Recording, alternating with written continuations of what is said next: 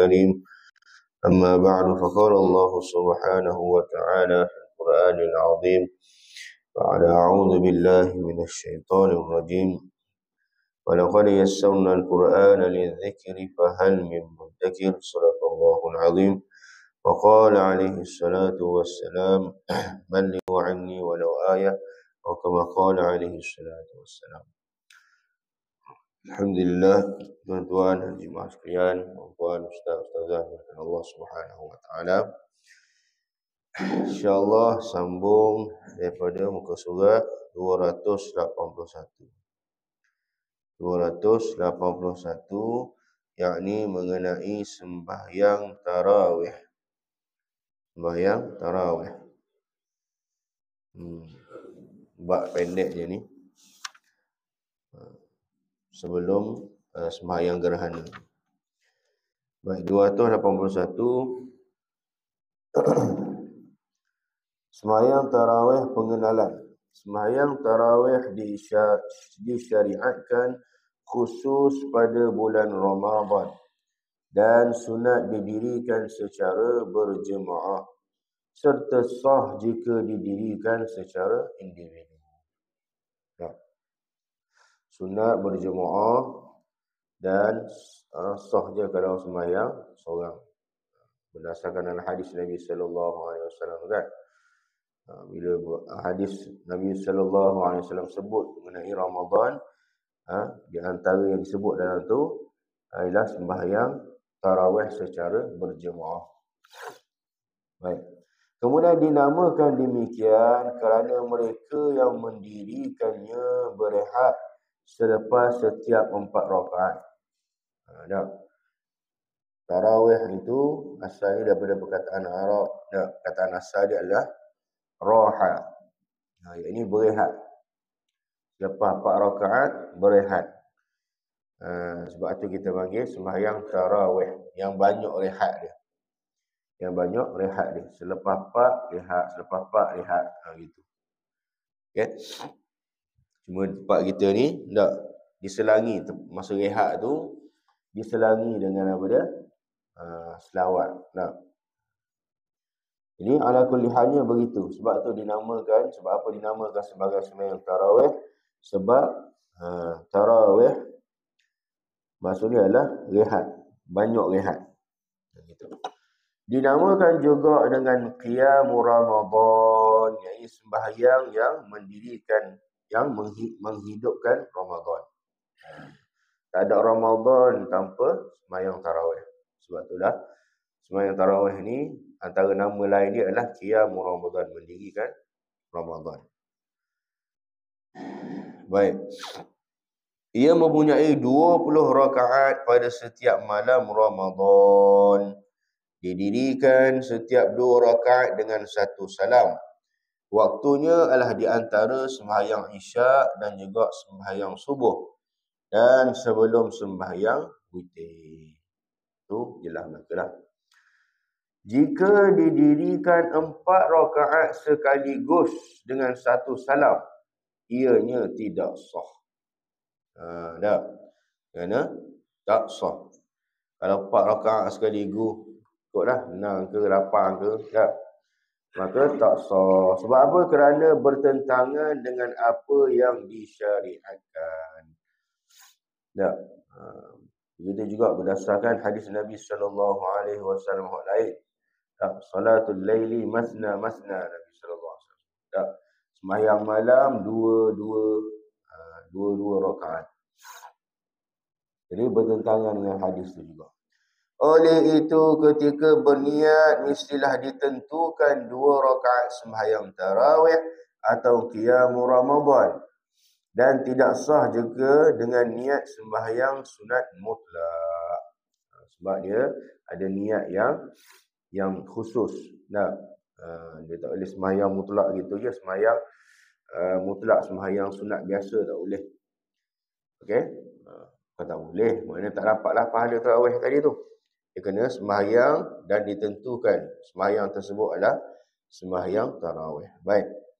Dalil disyariatkan Al-Bukhari dan Muslim dan lainnya meriwayatkan daripada Abu Hurairah bahawa dia berkata, Rasulullah sallallahu alaihi wasallam bersabda, "Man qama Ramadhana imanan wa ihtisaban, ghufira lahu ma taqaddama min dhanbi."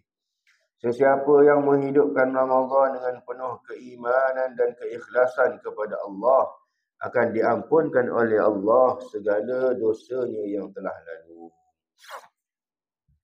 Lagi Al-Bukhari dan Muslim daripada Aisyah radhiyallahu anha, pada suatu malam Nabi sallallahu alaihi wasallam bersembahyang di masjid, lalu orang ramai mengikuti sembahyangnya. Pada keesokannya baginda juga keluar sembahyang sekali lagi. Orang ramai mengikut baginda sembahyang semakin ramai. Kemudian pada malam ketiga atau keempat mereka berhimpun kerana menunggu Nabi keluar untuk sembahyang bersama-sama mereka. Tetapi Rasulullah sallallahu alaihi wasallam tidak keluar. Malam ketiga, malam keempat Nabi sallallahu alaihi wasallam tak tubik. Apabila tiba waktu pagi, baginda sallallahu alaihi wasallam bersabda pada mereka, "Aku melihat apa yang kamu telah lakukan." Nampak dah apa? Tak? Mengkupur semua tahu dah kenapa. Tidak ada yang menghalang aku keluar sembahyang bersama kamu semua, melainkan kerana aku bimbang sembahyang tersebut, yakni sembahyang apa ni? Sembahyang tarawih akan difardukan ke atas kamu. Dan peristiwa ini berlaku pada bulan Ramadan. Okey, lagi hadis yang panjang juga daripada Abdul Rahman bin Abdul Qari, dia berkata, "Aku keluar bersama-sama Umar bin Khattab ke masjid pada bulan Ramadan. Tiba-tiba didapati orang ramai bersembahyang dalam kumpulan yang banyak serta bertaburan." Ini pula kisah mengenai macam mana sembahyang tarawih, yang mana asalnya banyak jemaah. Kemudiannya pada zaman Umar radhiyallahu anhu, beliau telah jadikan satu, sejemaah saja. Ini kisah ni. Jadi bersama dengan Hazrat Umar bin Khattab, Abdul Rahman radhiyallahu anhu kata keluar bulan Ramadan, dia tengok orang ramai bersembahyang dalam keadaan kumpulan yang banyak, stop. Ada yang sembahyang secara individu, ada yang membentuk jemaah yang tidak melebihi 10 orang. Lalu Umar radhiyallahu anhu berkata, "Aku berpendapat adalah baik jika aku himpunkan mereka dalam satu kumpulan yang diketuai oleh seorang qari, ini seorang imam." Kemudian dia berusaha mengumpulkan mereka dengan dijadikan Ubay bin Ka'ab sebagai imam. Ubay bin Ka'ab radhiyallahu anhu yang digelar sebagai qari. Qari hadhil ummah. Hazrat Ubay bin Ka'ab radhiyallahu anhu. Jadi Hazrat Umar tengok macam tak somel. Tak. Maka beliau kata, apa salahnya kalau kita kumpulkan jadi satu sahaja. Kemudian lantik seorang imam. Abdul Rahman menceritakan lagi, kemudian aku keluar bersamanya pada malam yang lain. Ketika itu orang ramai bersembahyang dalam satu jemaah dengan imam mereka. Umar radhiyallahu anhu berkata, ni'matul bid'ati hadha. Ni'matul bid'atu hadha. Hadhihi. Ni'matul bid'atu hadhihi. Hazrat Umar kata, alangkah eloknya bid'ah yang dilakukan ini. Antara bid'ah yang dibuat, Hazrat Umar kata, moleknya hal ni. Sedangkan sembahyang yang tidak mereka lakukan kerana tidur, iaitu sembahyang pada akhir malam itu, adalah lebih afdal daripada sembahyang yang mereka lakukan pada awal malam. Maksudnya, kalau mereka sembahyang pada akhir malam itu lebih baik lagi. Ketika itu orang ramai mendirikannya di awal malam. Okay? Tu perkataan Hazrat Umar radhiyallahu anhu. Sini nak dalil bahawa Hazrat bagaimana asalnya sembahyang tarawih, kemudian pada zaman Umar radhiyallahu anhu sembahyang jemaah untuk sembahyang tarawih telah dijadikan sebagai satu jemaah. Baik, perkataan bid'ah ialah melakukan sesuatu yang belum pernah dilakukan sebelumnya. Ianya dianggap baik dan disyariatkan jika menepati hukum syarak dan termasuk dalam perkara yang dipandang baik oleh syarak. Ini pun mungkin ustaz-ustaz lain pun dah terangkan. Tak? Bid'ah tu sendiri benda apa? Tak? Bid'ah tu sendiri apa dia? Setengah orang sebut bid'ah tu hukum. Hukum dia bid'ah. Hukum bid'ah tak termasuk dalam hukum. Tak? Kalau kita tengok hukum-hukum tak? Dalam Allah SWT dalam usul fiqh tu kan. Harus, haram, tak? Wajib, semua mana ada bid'ah situ. Jadi bid'ah bukan hukum. Tak? Bid'ah bukan hukum. Tu satu dah. Cuma hari ni orang takut dengar bunyi. Tak? Bid'ah. Tetapi bid'ah tu sendiri ialah apa dia? Kalau kita tengok ustaz-ustaz kita kata bid'ah ini terbahagi kepada dua. Tak? Satu bid'ah hasanah, satu lagi bid'ah sayyi'ah. Bid'ah molek, satu lagi bid'ah yang jelek, yang buruk. Tak? So, apa gitu dari mana-mana sebelum tu? Kita tengok daripada Nabi SAW dan juga sahabat-sahabat lah. Daripada situ kita nampak. Tak? Jadi asalnya bid'ah, perkataan bid'ah tu satu benda yang baru lah. Satu benda yang baru. Kalau kat sini dia kata belum pernah dilakukan sebelumnya. Okay. Jadi bid'ah terbagi pada dua, hasanah dan juga sayyi'ah. Kalau ada orang tanya mana bid'ah, hasanah, sayyi'ah, ada beza ke? Ada. Tak? Yang ni kita tengok pada kehidupan sahabat-sahabat dan juga Nabi SAW. Okey? Ataupun dalam bahasa lainnya bid'ah lid-din dengan bid'ah fid-din. Tak? Bid'ah lid-din dengan bid'ah fid-din. Jadi bid'ah fid-din, perkara baru yang ditambah pada agama. Hak tu molek. Tak? Waktu yang tak molek. Itu yang kita panggil bid'ah sayyi'ah. Satu lagi bid'ah lid-din. Tak? Perkara yang baru yang mana mengelokkan lagi agama. Yang mengelokkan lagi agama. Jadi ada beza dua tu. Ada beza. Tak boleh kita pukul rata semua sekali bid'ah. Okey? Tak boleh pukul rata belaka.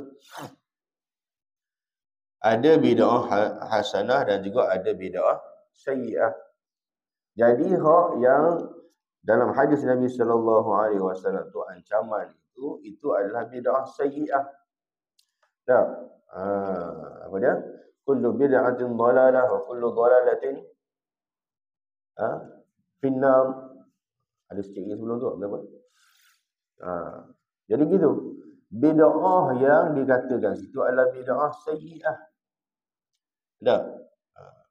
Jadi kalau kita tengok pada kehidupan sahabat-sahabat radhiyallahu anhum, tak? Cuma orang jadi takut sebab benda. Sebab bila kita tafsirkan bid'ah ni satu benda yang Nabi dah buat. Tak? Dia sebut ni bid'ah, mana benda tu yang Nabi dah buat. Tak? Sedangkan kita kata ada dua gitu. Tak? Buktinya apa dia? Kalaulah bid'ah yang dimaksudkan, bid'ah yang dilarang itu adalah bid'ah yang mana Nabi tidak lakukan, Nabi tak buat. Kita tengok pada semua kehidupan sahabat radhiyallahu anhum, banyak mana perkara yang mana Nabi tak buat tapi mereka buat. Tak? Tak usah kata ramai lah. Tak? Bermula daripada zaman siapa ni? Zaman Abu Bakar radhiyallahu anhu lagi. Tak? Zaman Abu Bakar radhiyallahu anhu lagi. Jadi kalau kita kata bid'ah yang dilarang itulah bid'ah yang Nabi tak buat. Zaman Abu Bakar radhiyallahu anhu sendiri dah berlaku dah benda yang Nabi tak buat tapi mereka buat. Apa dia? Pengumpulan Al-Quran. Nah, pengumpulan Al-Quran. Masa tu Al-Quran masa tu belum, tak. Al-Quran belum dibukukan lagi. Setengah sahabat dia tulis atas kulit, setengah sahabat tulis atas kertas, setengah sahabat dengar sekian tu dia dapat. Tak. Jadi bila berlaku satu peperangan yang mana melibatkan 70 orang hufaz, 70 orang para hafiz yang hafal Al-Quran syahid. Jadi bila mereka ni syahid, habislah sebahagian Al-Quran telah pergilah bersama dengan mereka. Jadi bila berlaku begitu, maka telah disyorkan pada Abu Bakar radhiyallahu anhu. Kenapa tidak kita kumpulkan setiap lembaran-lembaran Al-Quran, setiap cebisan-cebisan Al-Quran yang ada ni kita kumpulkan, kita bukukan dalam bentuk satu buku. Kita kumpulkan Al-Quran. Kenapa tidak kita buat? Jadi Abu Bakar radhiyallahu anhu kata apa dia? Aku tak akan buat satu perkara yang tak dibuat oleh zaman Nabi sallallahu alaihi wasallam. Tapi bila sahabat-sahabat mari, Hazrat Umar radhiyallahu anhu yakinkan dia, yakinkan beliau, maka beliau telah bersetuju. Bersetuju. Bila dia beritahu pada seorang sahabat, Zaid radhiyallahu anhu, Zaid bin Harithah radhiyallahu anhu, supaya dia pun kumpulkan juga Al-Quran, lembaran-lembaran Al-Quran. Dia kata apa dia? Kalau diperintahkan pada aku untuk mengalihkan sebuah gunung, lebih mudah bagi aku daripada untuk aku kumpulkan. Sahabat-sahabat pun berasa kat gitu. Benda kan tak buat zaman Nabi. Tapi benda tu dibuat juga. Jadi tidakkah ini kita bagi bid'ah juga? Tapi bid'ah apa dia? Bid'ah hasanah ataupun bid'ah lid-din. Pergi pada zaman Umar radhiyallahu anhu, sama juga ni salah satunya. Hazrat Umar sendiri sebut ni'matul bid'atu hadhihi. Sebaik-baik bid'ah ni. Menunjukkan apa? Ya, bid'ah tu satu benda yang mana tak pernah dilakukan sebelumnya. Tetapi jika ada sumber dia dan benda tu dipandang baik, maka tak ada masalah, boleh dilakukan. Boleh dibuat. Okey, sama juga ni. Asalnya jemaah bertebaran, tetapi Hazrat Umar radhiyallahu anhu telah buatkan satu jemaah.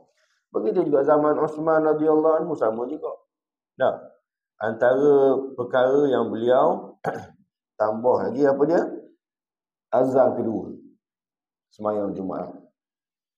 Sembahyang Jumaat, azan kedua tu kan. Tu asalnya tak ada tu. Tapi Hazrat Osman radhiyallahu anhu yang letakkan. Jadi tak ke menunjukkan bahawa bid'ah ini memang ada bid'ah hasanah, ada bid'ah sayyi'ah. Tak? Adalah maksudnya. Gitu. Okey. Jadi dia bukan setiap benda baru tu bid'ah lalu. Baru pun bid'ah.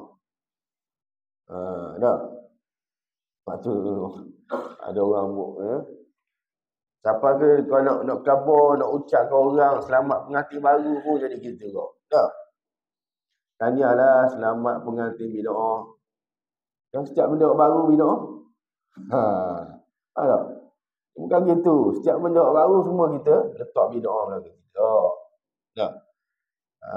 Bid'ah ni terbagi pada ada tu. Tak, dua tu.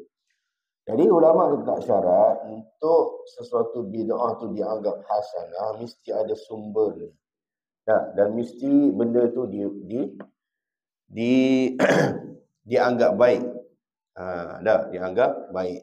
Maka tak ada masalah, boleh. Okey? Tu di bawah tu. Ianya dianggap baik dan disyariatkan jika menepati hukum syarak.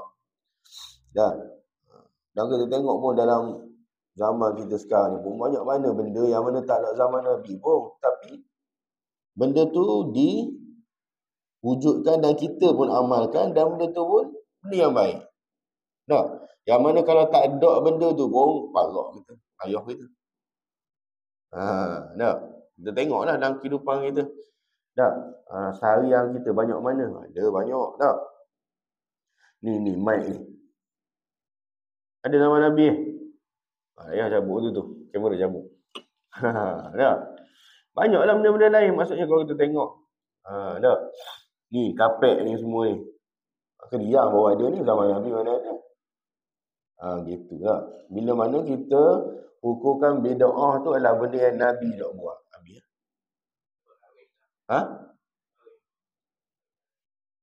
Kahwin?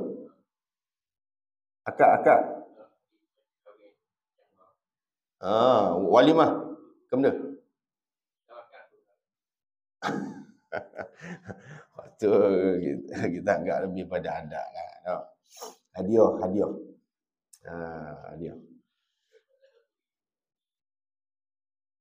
Tu kita panggil adat. Adat orang kandung itu kok. Tengok dulu kertas tu tulis benda.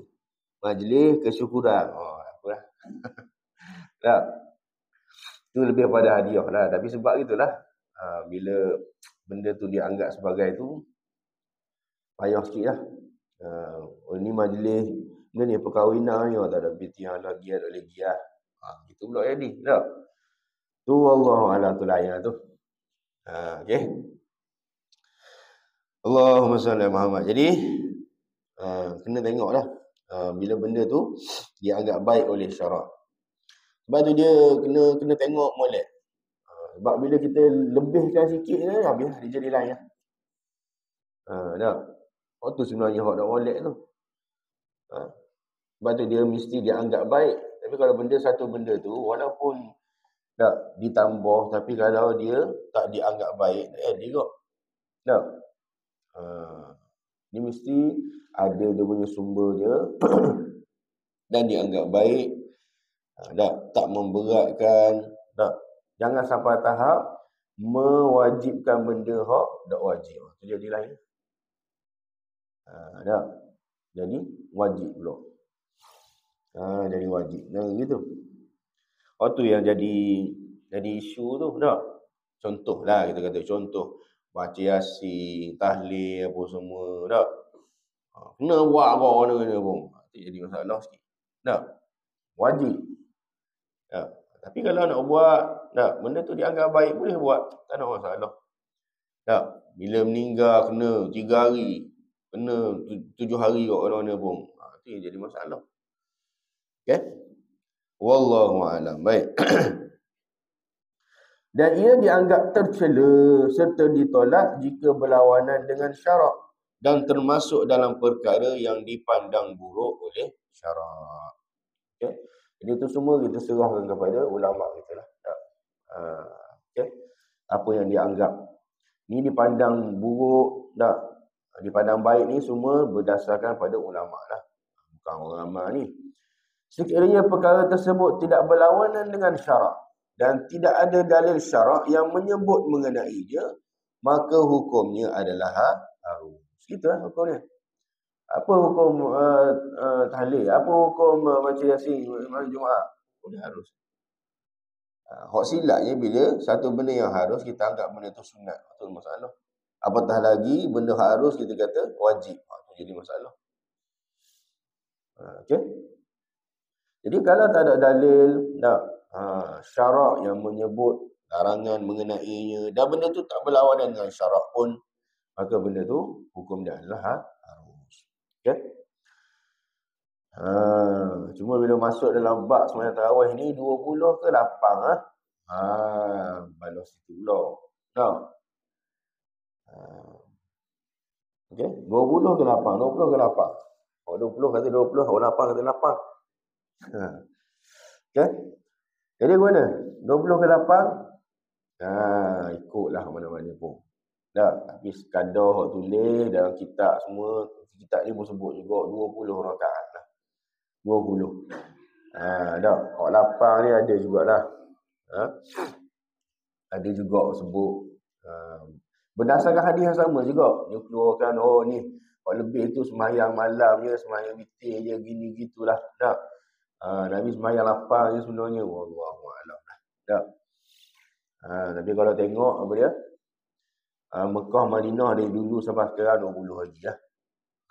Tak? Okey, 20 rakaat. Jadi waktu yang terbaik lah.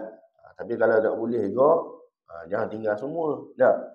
Mana yudraku kullu, la yudraku kullu. Satu benda yang mana tak dapat dibuat semua, jangan ditinggal semua. Jangan ditinggal semua. Bawah tu boleh tulis lagi. Nah, hadis riwayat Baihaqi, hadis yang sanad yang sahih. Mereka mendirikan tarawih di zaman Umar bin Khattab pada bulan Ramadan dengan 20 rakaat. 20 rakaat. Ya. Wallahu a'lam. Okey. Kalau kita tengok setakat ni kita tengok takjubnya kita tengok masa kita belajar di South Africa dulu. Dia bulan puasa memang macam sikit. Puasa. Dino kalau ikut peratusnya 6% je. Belum. 6% sahaja orang Islam ni. Mungkin naik dah lah ni. Tapi memang kita nampak perkembangan Islam tu nampak. Masjid-masjidnya. Dah rata-rata dah setakat kita pergi. Tak?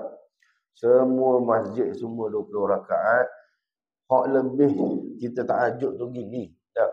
Kalau kita nampak sendiri, semasjid tu 3 jemaah dia buat. Dia buat 3 jemaah semasjid. Masjid tu ada 2 tekak, dia buat 3 jemaah. Macam mana? Sejemaah 1 juzuk semalaman. Sejemaah lagi 3 juzuk. Sejemaah lagi 5 juzuk.